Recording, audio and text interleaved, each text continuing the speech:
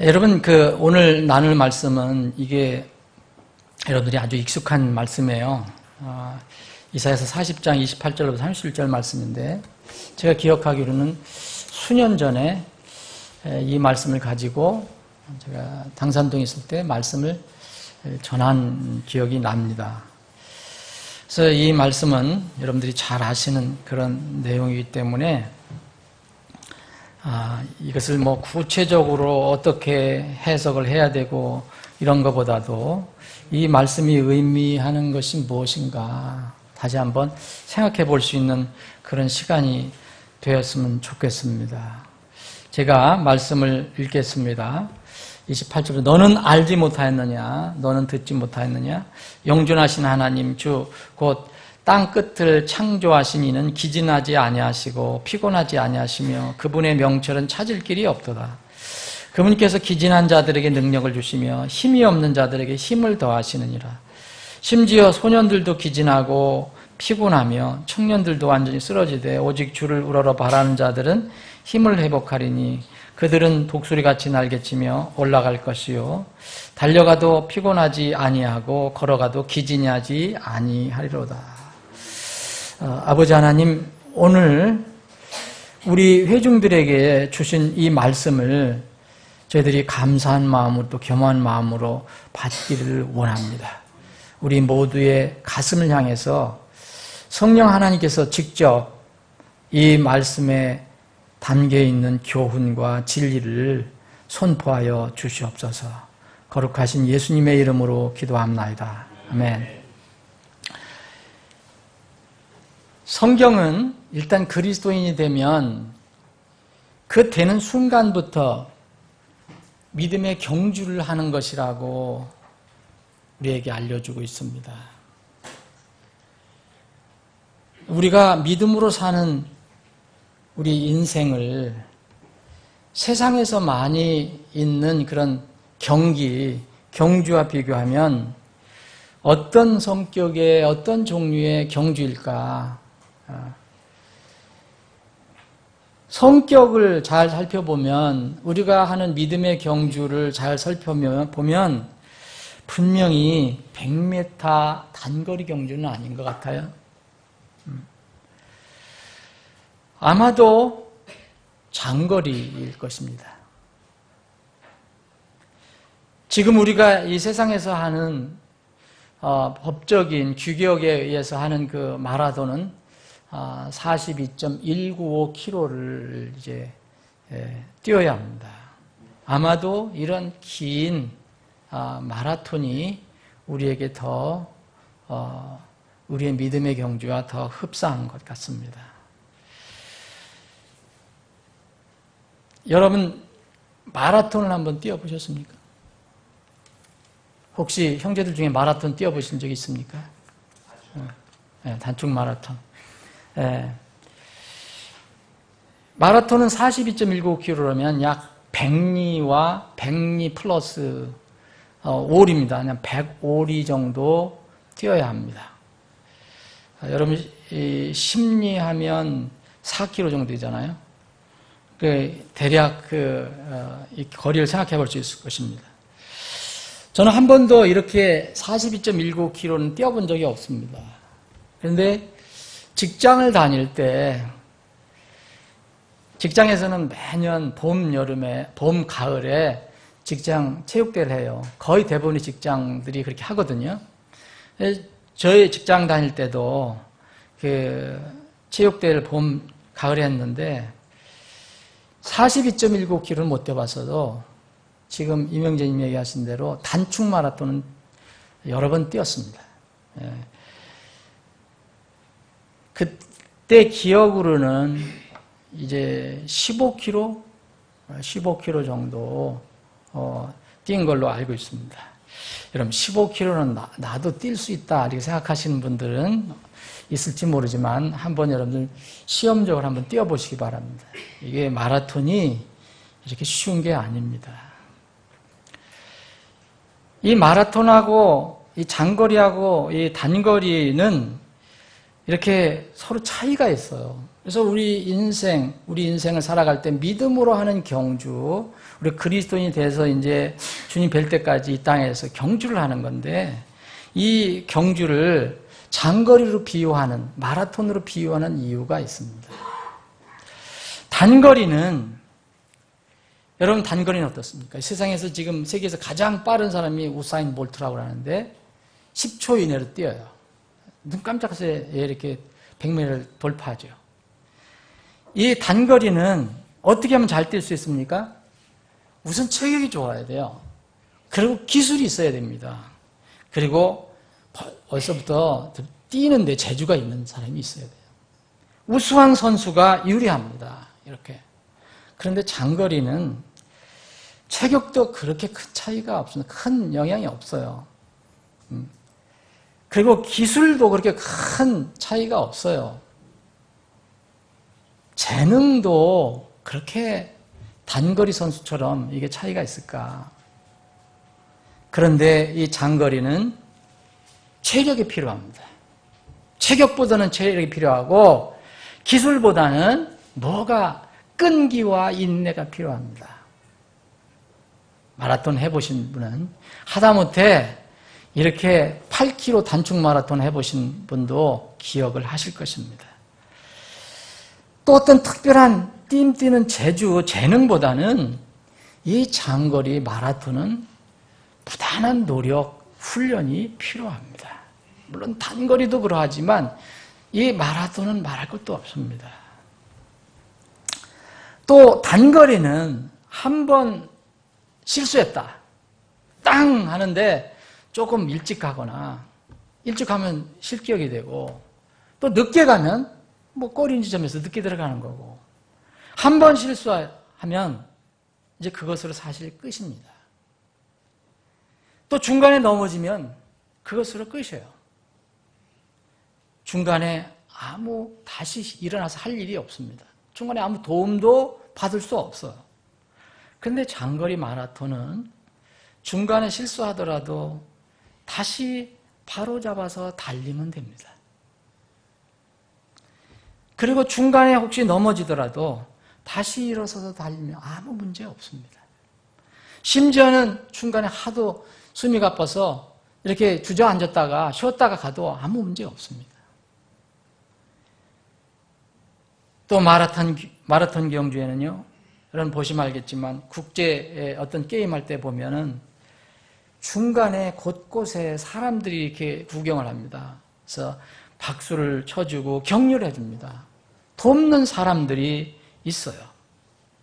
그리고 심지어는 식수대까지 돼 있어서 이게 그 지역마다 몇 킬로, 뭐 5킬로, 10킬로, 20킬로, 10킬로 이런 때마다 식수대가 마련되어 있어서 이렇게 물을 마실 수가 있어요.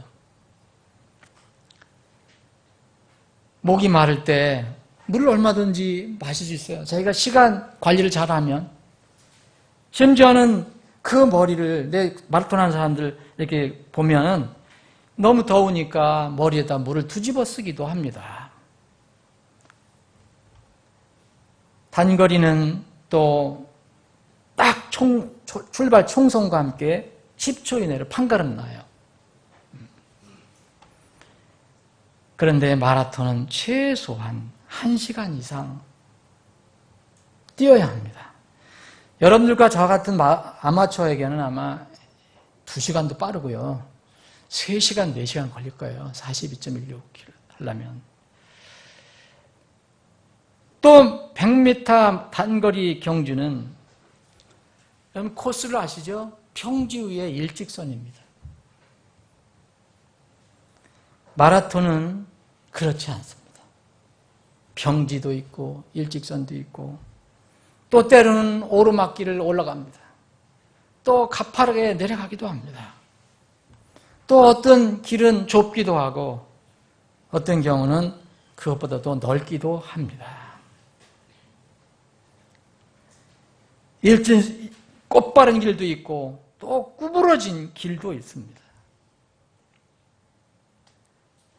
100m는 출발선에 서면 꼬린 지점이 보입니다. 저기가 내가 꼬리 날 지점이야. 다 보입니다. 그런데 마라톤은 출발선에 선다 하더라도 목표 지점이 보이지 않습니다. 또 뛰기 시작해서 계속 뛰는 동안도 목표 지점이 보이지 않습니다. 목표 지점이 가까웠을 때야 비로소 피니시 라인이 보입니다. 인생이 분명히 장거리 마라톤이라면 우리의 이 경주도 그 목표 지점이 지금 우리 눈앞에 바로 보이지 않습니다. 단거리 경주처럼 확실하게 또 우리가 눈으로 쳐다볼 수 있는 것도 아닙니다. 그런데 분명히 그럼에도 불구하고 우리 눈에 보이지 않더라도 그 경주의 끝이 있습니다. 피니시 라인이 있다는 겁니다. 또 단거리 100m를 생각해 보면 전력을 다해 질주할 때 정말 딱 총소리가 나자마자 총알처럼 튀어나가는 사람들이 있는 힘을 다해서 에너지를 다해서 숨을 다 몰아쉬어서 출발합니다. 그래서 숨이 물론 가쁩니다. 그런데 마라톤은 숨이 막히는 것으로 끝나지 않습니다. 잘 설명할 수 없는 고통의 순간이 찾아옵니다. 분명히 형제님들 중에서, 자매님들 중에서 전에 단축 마라톤이든 장거리를 한번 뛰어본 분들은 제가 무슨 말을 하는지 이해할 것입니다. 단거리에는 숨은 가쁘고 힘이 들어도 어떤 고통의 순간은 찾아오지 않습니다. 근데 장거리를 뛰는 사람은 중간에 어떤 말할 수 없는 고통의 순간이 찾아옵니다. 이때가 마라토너에게는 가장 큰 위기의 순간이라고 하죠. 숨은 턱끝까지 차고 입은 뜨거운 모래를 씹는 것처럼 바짝 마르고 팔다리는 쇠덩이처럼 무겁고 또 뱃속에서는 구토가 올라올 것 같고 머리는 어지럽고 저도 이런 경험했거든요. 눈앞이 노래지더라고요. 한참 달리는데 노란 신기루 같은 것들이 보여요. 이런 경험을 저도 했습니다. 42.12km를 달리는 것도 아닌데 여러분 아마추어 마라톤 선수들이 마라톤을 하고 무슨 할 때마다 많잖아요. 여기 무슨 기념. 여기도 보니까 어저께 제가 보니까 여기 한강 마라톤을 하더라고요. 한강 마라톤. 제가 주일날만 아니면 한번 고려를 해보려는데 거의 다 주일이에요. 이 김포에서도 한강 마라톤을 하는 것 같은데. 근데 이 마라톤을 참석하고 끝내고 나서 아마추어들이 하는 겁니다. 아마추어들이 하는 말이 뭔지 아십니까? 저도 여러 번 그랬어요. 저는 그때 직장에서 나가라, 살도 많이 안 찌고 잘 뛸 것 같다 그래서 나간 거지, 살 있는 친구들은 못 나가거든요. 여기. 가봐야 뻔하잖아요. 그런데 마라톤을 끝내고 하는 말이 뭔지 아십니까? 그 마라톤을 뛸 때 어느 위기 순간이 있어요. 고통의 순간이 너무 커서 마라톤을 끝내고 난 뒤에는 뭐라 하냐면 나 이제 절대 마라톤 안 뛰어요. 정말 그렇게 합니다. 저도 여러 번 그렇게 했어요. 근데 또 시간이 지나고 그것 때 느꼈던 고통을 잊어버리면 또 나중에 나가! 그럼 또 나갑니다. 우리가 이렇게 장거리 마라톤을 뛸 때 이 고통과 위기 순간이 오면 사람들이 두 종류로 나누어집니다. 경주하는 도중에 감당하기 어려울 정도로 숨이 막히고 고통스러운 순간이 찾아올 때 많은 사람들이 경주를 중단하고 포기합니다. 포기하면 몸의 고통은 계속되지 않지요. 마라톤을 뛸 때. 그런데 하나 잃는 것이 있습니다. 피니시 라인에 준비되어 있는 상이 없습니다. 두 번째 종류의 사람은 경주 중에 고통스럽고 몸은 무거워 달리는 속도가 나질 않지만 꼬린 지점을 향해서 꾸준히 달려나가는 선수입니다. 1등 하려고 생각을 하지 않습니다. 완주하는 것이 목표입니다. 이 극한 상황, 마라톤을 해본 사람은 다 체험한 이 극한 상황의 순간을 넘기면 신기한 일이 일어납니다. 여러분 한번 해보십시오. 정말 죽을 것 같은 순간, 이건 내가 주저앉아야겠다, 내가 못하겠다, 정말 죽을 것 같은 그런 순간 이를 넘기면 이상하게 그 고통이 서서히 누그러지는 것을 느끼게 됩니다. 사실 마라톤 선수들 다 그렇게 해서 뛰는 겁니다. 3분의 1 뛸 때, 2분의 1 뛸 때, 아니면 4분의 3 뛸 때 그런 위기가 옵니다. 사람마다 틀리지만. 그런데 그 순간을 잘 넘기면 그 고통이 이상하게 누그러집니다. 아마 이 통증이 이렇게 느끼지 못하는가. 그리고 나서 이제는 끝까지 뛸 수 있을 것 같다, 이런 생각이 듭니다. 그래서 마라톤을 끝까지 하는 겁니다. 이것이 어떤 사람들이 얘기할 때 이것이 마라톤의 묘미라는 거예요. 이게 그냥 끝내고 싶은데 그거를 또 극복하면 또 뛸 힘이 생긴다. 그래서 마지막에 완주하면 정말 뿌듯한 생각을 갖는다. 대부분 마라톤 완주한 사람들이 다 그겁니다. 그러나 이 고비를 넘기지 못한 사람은 중간에 포기하고 주저앉습니다. 인생의 믿음의 경주도 이와 같지 않은가? 그와 같은 순간들이 분명히 있습니다. 세상의 마라톤 경주와 믿음의 마라톤 경주는 차이가 있습니다. 세상의 마라톤 경주에는 우승자가 한 사람입니다. 여러분, 월계관 두 사람에게 쓰여지지 않습니다. 물론 가끔 올림픽이나 무슨 국제에게 어떤 경기를 할 때 보면 정말 그 스톱워치로 재도, 전자기기로 재도 0점 몇몇 초까지도 똑같이 나오는 경우가 있어요. 그럴 때는 할 수 없이 공동 1위를 하는 경우가 있지만 사실 엄밀하게 따져보면 누군가는 1등이고 누구는 2등이잖아요. 근데 우리에게 주어진 믿음의 경주는 1등이 한 사람이 아닙니다. 결국은 이 세상에서 뛰는 그 경기는 무엇을 얻기를 원하는 겁니까? 썩을 명예, 풀을 얻기 위해서 달립니다. 세상의 경주에는 단 한 사람만 우승자가 됩니다. 썩지 않을 영원한 보상의 왕관을 받는 믿음의 경주에서는 그 경주를 이기기 위해 노력하고 절제하고 준비하고 완주하는 사람은 누구나 공동 우승을 할 수 있습니다. 고린도전서 9장을 한번 보시겠습니다.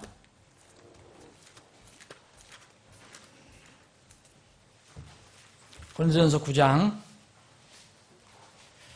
24절입니다. 제가 빠른 속도로 읽겠습니다. 경주할 때는 달리는 자들이 다 달릴지라도 한 사람이 상을 받는 줄을 너희가 알지 못하느냐? 이것은 무엇을 얘기하고 있습니까? 바울사도가 그때 당시 있었던 이 올림픽 게임 같은 거, 그전에는 올림픽 게임 이전에 그 그리스에서 이런 게임을 했었습니다. 그때는 반드시 우승자에게 월계관을 줬어요. 그걸 얘기합니다. 너희도 상을 받도록 이와 같이 달리라. 이기려고 애쓰는 자마다 모든 일에서 절제하나니 이제 그들은 썩을 관을 얻고자 그 일을 하되 세상에서 경주하는 것, 그러나 우리는 썩지 않을 관을 얻고자 하느니라.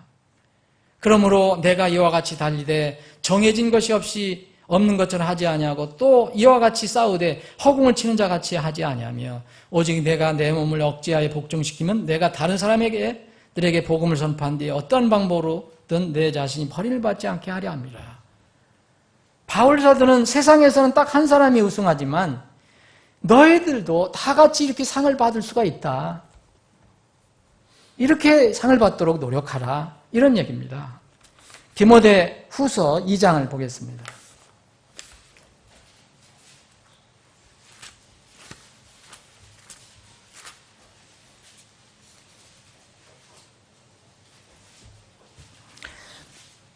(5절입니다) 또한 사람이 우승하려고 했어도 법대로 하지 아니하면 관을 얻지 못하며. 자, 하나님의 경주는, 믿음의 경주는 하나님의 법대로 해야 합니다. 1등, 2등이 중요한 게 아닙니다. 하나님의 법대로, 그 과정이 중요하다는 거예요. 자, 디모데 후서 4장 그 뒷장을 한번 보세요. 그러면 이렇게 하는 사람은 세상에서는 한 사람만 우승하지만 이렇게 하는 사람은 등수에 상관없이 다 하나님께서 1등상을 주신다. 자, 디모데후서 4장 7절 내가 선한 싸움을 싸우고 나의 달려갈 길을 마치고 믿음을 지켰은즉 이후로는 나를 위하여 의의 관이 예비되어 있나니 주 곧 의로우신 심판자께서 그날에 그것을 내게 주실 것이요 내게만 아니라 그분의 나타나심을 사랑하는 모든 자들에게도 주시리라. 자, 여기는 우승자가 바울만 아닙니다. 바울과 함께 바울과 같이 그런 믿음의 경주를 한 사람들에게는 모든 사람에게 이 상이 내려집니다.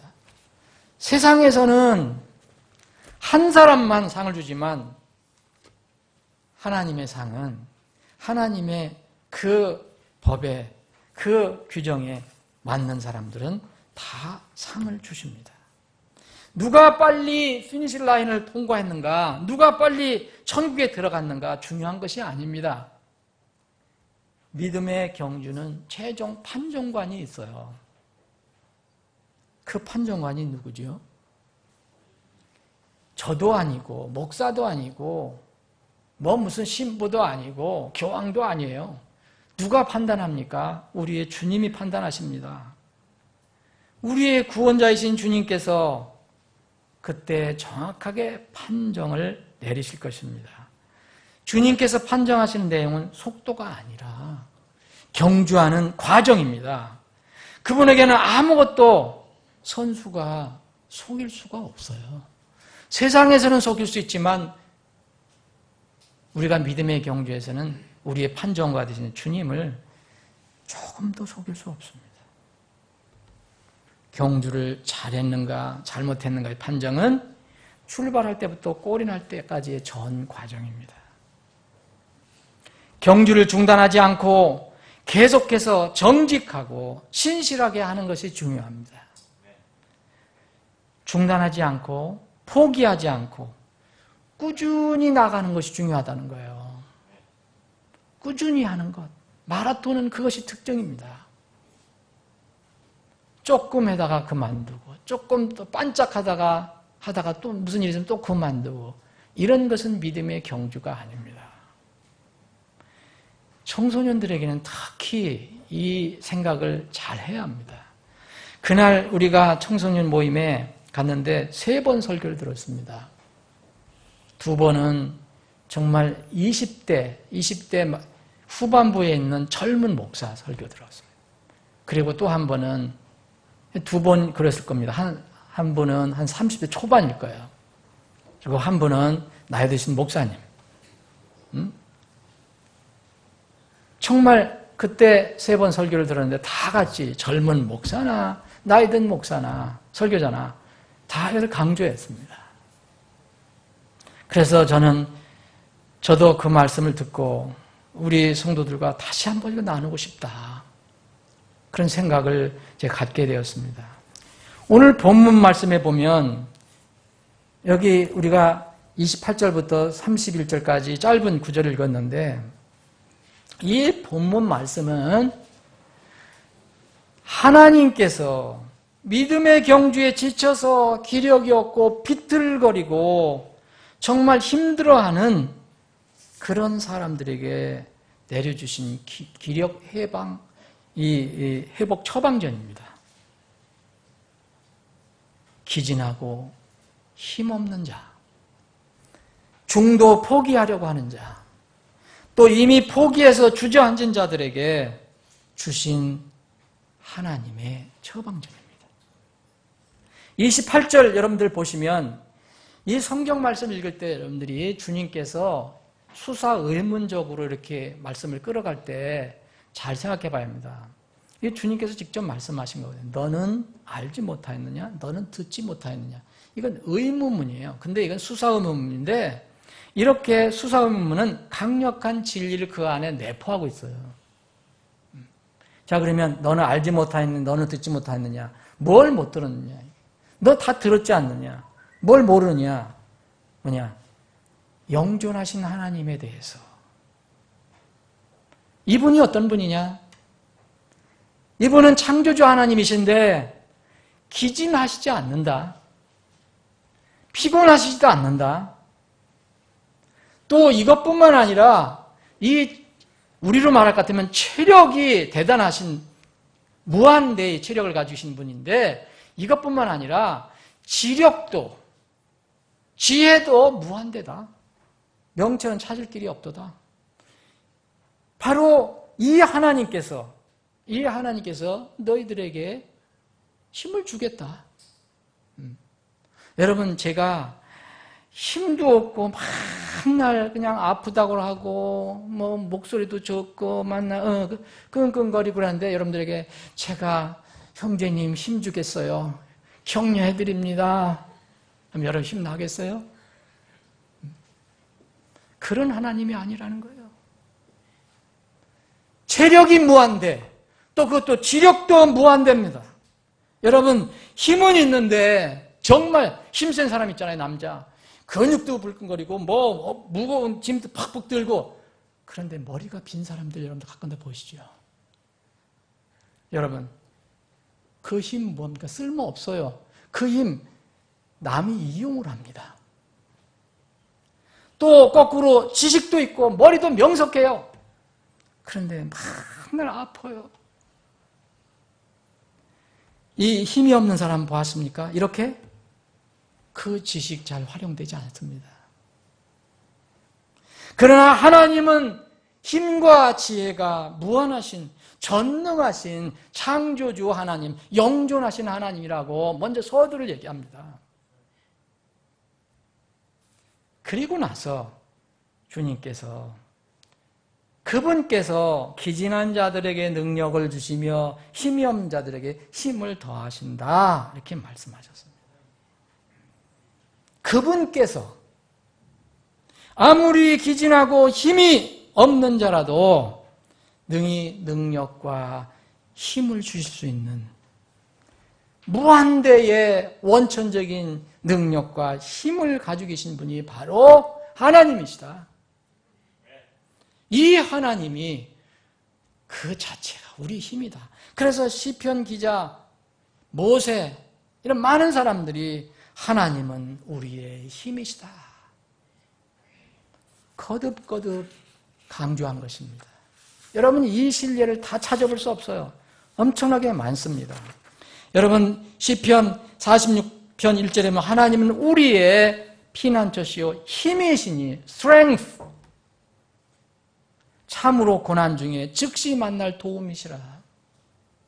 고난 중에 우리가 얼마든지 그분의 힘을 얻을 수 있다는 거예요. 시편 73편 26절 내 육체와 내 마음이 쇠약하오나 하나님은 내 마음의 힘이시오니 영원토록 내 몫이니이다. 사무엘하 22장 33절 35절에 보면 하나님은 내 능력과 권능이시며 30절은 이렇게 하나님을 얘기하시고 이런 하나님이 기진한 자가 있느냐 능력을 주실 수 있고 힘이 없는 자 있느냐 힘을 내가 줄 수 있다라고 말씀하시면서 30절에는 이렇게 말씀하십니다.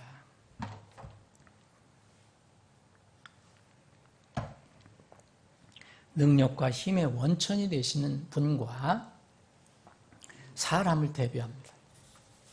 사람. 자, 하나님과 사람이 비교가 됩니다. 여러분, 비교가 사실 안 되잖아요. 원래 사람은 약합니다. 아무리 강하다고 하는 사람이라도 보면 다 약합니다. 아무리 건강하고 아무리 힘이 세고 아무리 권력이 있고 아무리 돈이 많은 사람도 몸이 아프거나 문제가 생기거나 나이가 들거나 그럼 다 약해집니다. 이 세상에서 끝까지 강한 사람 없습니다. 여러분, 민수기 11장을 보면 그 당당했던 모세가 하나님께 백성들이 너무 말을 안 들으니까 나는 감당 못하겠습니다. 하나님, 차라리 나를 죽여주세요. 이런 말이 나와요. 모세, 이 바로 앞에 가서 담대하게 선언했던 사람인데 백성들을 이기지 못해갖고 하나님께 죽여달라고 얘기합니다. 450명의 바알 선지자를 단 한 사람이 대항해서 다 물리쳤던 그 당당하고 놀라웠던 엘리야가 이세벨, 아합의 아내 이세벨의 한마디에 겁을 먹고 멀리 도망해서 광야의 로뎀나무 밑에 가서 자신을 한탄하고 하나님 저를 거둬달라고 얘기합니다. 이게 인간입니다. 강한 사람이 어디 있습니까? 끝까지 강한 사람이 어디 있습니까? 예수님께서 세우신 12사도는 우리와 비교하면 엄청 강한 사람으로 생각됩니다. 그런데 주님이 돌아가시기 직전에 제자들에게 부탁을 합니다. 좀 제발 너희들 어려운 때를 이기기 위해서 나와 함께 기도하자. 겟세마네 동산에서 주님께서 제자를 데리고 올라가서 기도하십니다. 너희들도 여기서 기도하라. 주님께서 제자들이 기도를 하시는가? 정말 열심히 기도하신 걸 발견했습니까? 기도를 끝내시고 와서 보면 다 자고 있습니다. 베드로에게 그렇게 묻습니다. 그것도 대장 베드로에게. 그런데 베드로에게만 얘기하는 게 아닙니다. 도대체 너희가 나와 함께 1시간도 깨어 있을 수 없겠느냐? 주님은 수시간 동안 땀방울이 피가 되도록 기도를 하시는데 제자들은 거기서 1시간도 깨어 있을 수 없어서 잠에 빠집니다. 그래서 너희가 심에 빠지지 않게 기도하라. 참으로 영은 원하되 육이 약하도다. 여러분, 우리는 영도 거듭난 영을 가지고 있지만 이제 육을 가지고 있습니다. 우리 육이 얼마나 약합니까? 그런데 우리는 살아갈 때 청년 때가 되면 건강할 때면 우리는 우리가 가장 건강하고 강하다고 생각하고 다음을 생각을 못합니다. 사랑하는 여러분, 사람이 60평생, 70평생, 80평생, 90평생 살아갈 때 가장 힘이 있고 머리가 좋은 시기가 언제입니까? 여러분, 저도 옛날에는 머리가 나쁘지 않은 사람이었는데 지금 청년들하고 기억력 게임하면 저는 백전백패할 겁니다. 사람은 약해져 갑니다. 또 저도 젊었을 때 그렇게 힘은 좋지 않았지만 그래도 저는 20, 30대에 그래도 힘이 없다는 소리는 안 들었어요. 예. 그런데 지금 우리 교회에 10대들하고 제가 무슨 체력 컴퓨터를 하면은 백전백패입니다. 여러분, 가장 힘이 있고 가장 지식이 발달한 때가 어디입니까? 머리가 정말 잘 받아들이고 잘 쉽게 기억하고 그때가 바로 소년의 때입니다. 그때가 바로 청년의 때입니다. 이번에 언니 선교사님하고 그 집회 가서 제가 좀 식사 시간에 목사님 방에 가니까 이만한 덤벨이 하나 있더라고요. 덤벨도 이상한 덤벨이 폭탄같이 생긴 덤벨이 있어요. 처음 봤어요. 그래서 저는 저 정도는 들 수 있겠지 하고서 한번 들어봤더니 꿈쩍을 안 해요, 땅에서. 아니, 이게 왜 이렇게 무거운가? 그랬더니 그 15kg래요.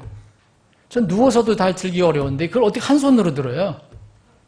그런데 어느 선교사 딱 오더니 딱 들더라고요. 그러면서 야, 대단하다 그랬더니 과거에는 20kg짜리도 들었대. 근데 요새는 조금 이제 그렇게 못 든다고. 여러분, 그걸 들 수 있는 사람이 있고 못 드는 사람이 있습니다. 여러분, 가장 힘이 있고 지식이 있을 때가 바로 그때 아니에요. 청년 때, 소년이었을 때. 그런데 하나님께서 여기서 뭐라고 하셨습니까? 소년들도 끼진한단 말입니다. 청년들도 쓰러진단 말입니다. 사람의 가장 힘이 있을 때.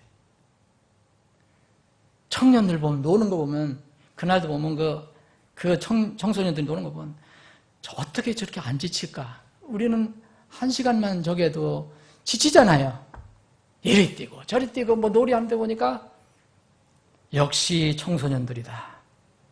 그런데 지친다는 거예요. 하나님 말씀. 인간이라는 거예요.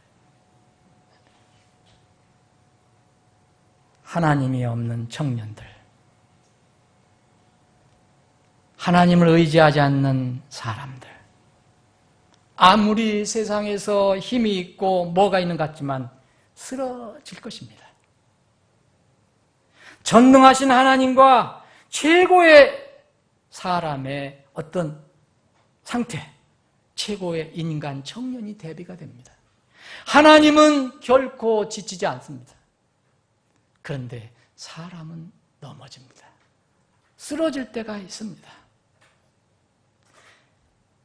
하나님이 없는 대단한 힘을 가지고 있는 사람이라도,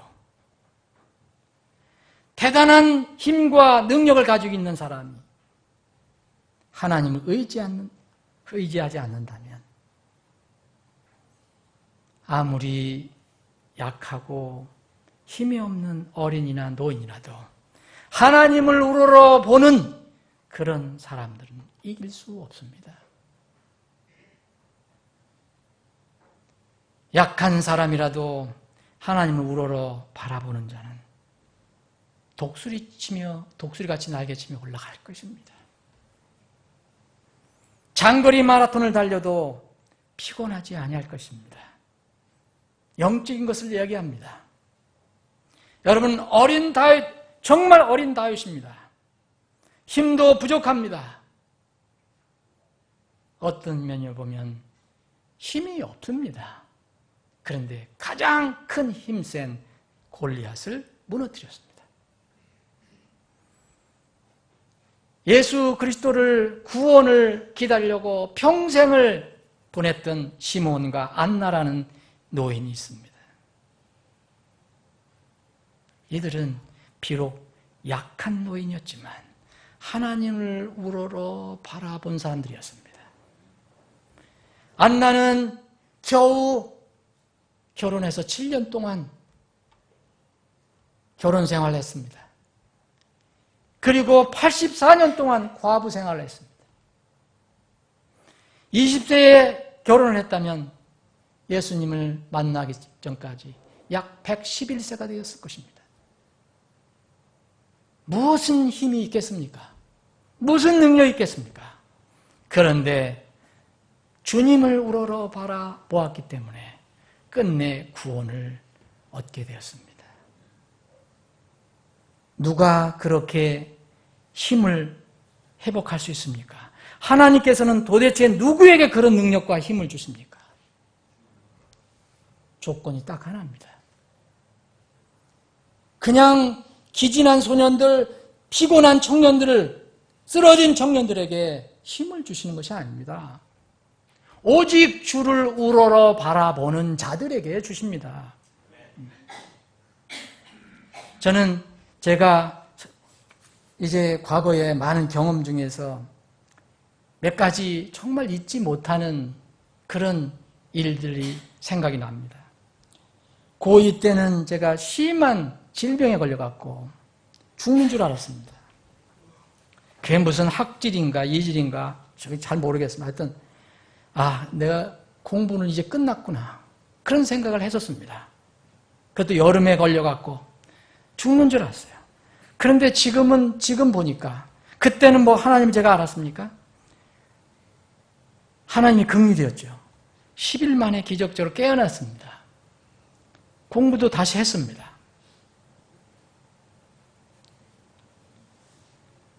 또 군대를 갔을 때 여러 가지 체험이 있지만 제가 언젠가 여러분들하고도 한번 얘기를 했던 것 같은데 화생방 훈련 악몽처럼 떠오릅니다. 지금도 떠오릅니다.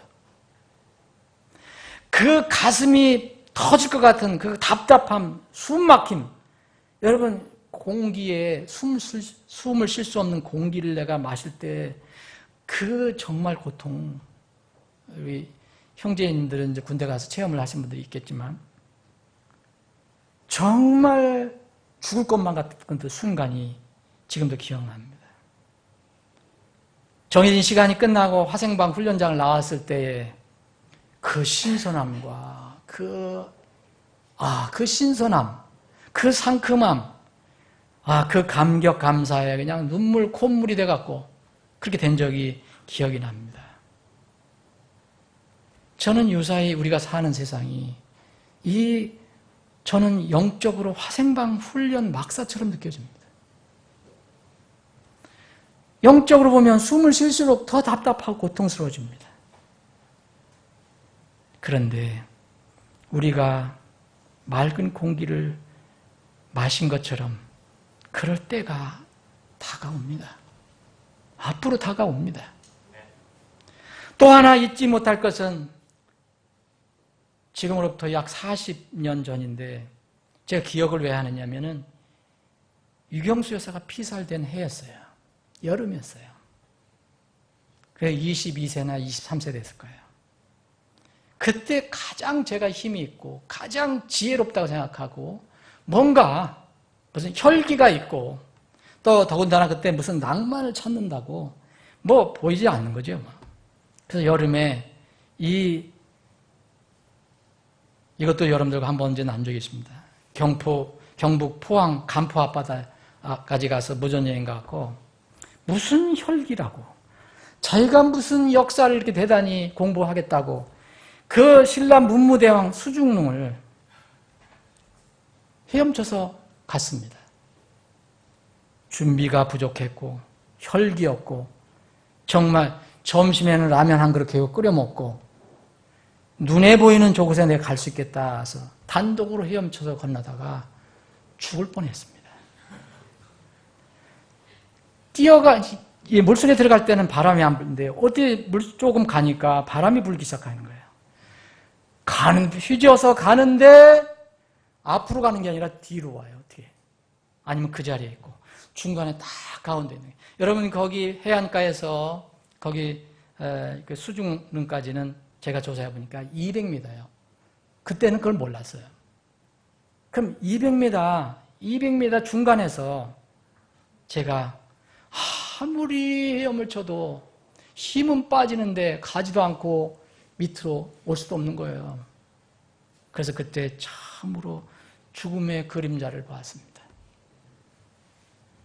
이렇게 내가 죽는 거로구나. 여러분 죽었으면 제가 어디에 있었을까요? 그때 교회에는 나가고 있었어요. 나가지 않았지만 교회는 나가고 있지 않았지만 성경은 읽고 있었어요. 학생 때. 하나님의 존재도 인정했어요. 그런데 분명한 것은 거듭난 상태가 아니었어요. 거듭나지 않으면 하나님 왕국을 볼 수도 없고 들어갈 수도 없습니다. 그런데 무모하고 쓸데없는 이 경주를 하고 있을 때 내가 모르는 하나님의 긍휼 섭리로 인해서 제가 구조를 받았습니다. 저는 살려달라는 소리도 못했어요. 힘이 없으니까. 완전히 기진했으니까. 근데 허우적거리는 걸 멀리서 본 통통배가 와서 건져줬습니다. 그 통통배 주인이 되게 뭐라고 했던 기억이 나요, 지금. 젊은 뭐라 했던 기억이 나요. 여러분, 여행 혼자 가면 안 돼요. 특히 여학생들은 금물입니다. 성경적인 원칙이 있어요. 최소한 둘씩 가야 돼요. 그래서 주님께서 제자들을 둘씩 짝지어서 보낸 거예요. 여러분, 믿음의 경주는 풍랑이 있는 바닷물을 홀로 헤엄치는 것이 아니에요. 믿는 자들은 단독으로 경주하는 것이 아닙니다. 저처럼 목적지를 향해서 홀로 헤엄치는 것이 아니에요. 히브리서 12장 1절 2절을 보면 큰 구름 같은 믿음의 증인들이 우리를 둘러싸고 있다고 그랬어요. 하늘에서도 보고 여러분들 주위에 산 증인들도 바라볼 수 있습니다. 우리가 혼자 가는 게 아니에요. 또 우리가 함께 가는 믿음의 가족들이 우리에게는 늘 있습니다. 믿음의 부모가 있고 믿음의 형제 자매가 있고 그리고 최소한 교회에 영적인 지도자들이 있습니다. 또 지체들이 있습니다. 같이 가는 것입니다. 저같이 혈기 부리고 혼자 뛰어드는 것이 아닙니다.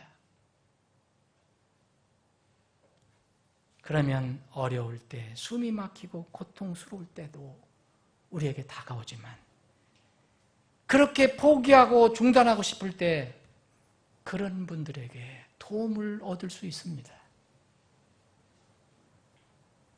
그리고 무엇보다도 우리를 지켜보시는 주님이 계십니다.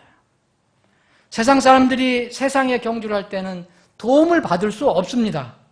그러나 믿음의 경주는 서로 돕고 끌어줄 수 있습니다. 최소한도 우리는 기도의 무기를 가지고 있습니다. 다른 지체가, 다른 형제자매가 이 믿음의 경주를 하는데 힘들어 보이고 지쳐 보일 때 기도로 지원해 줄 수 있습니다. 우리가 기도하지 않고 우리는 쉽게 절망하고 포기하려고 합니다. 도움을 구하지 않기 때문에 도움을 받지 못할 수도 있습니다.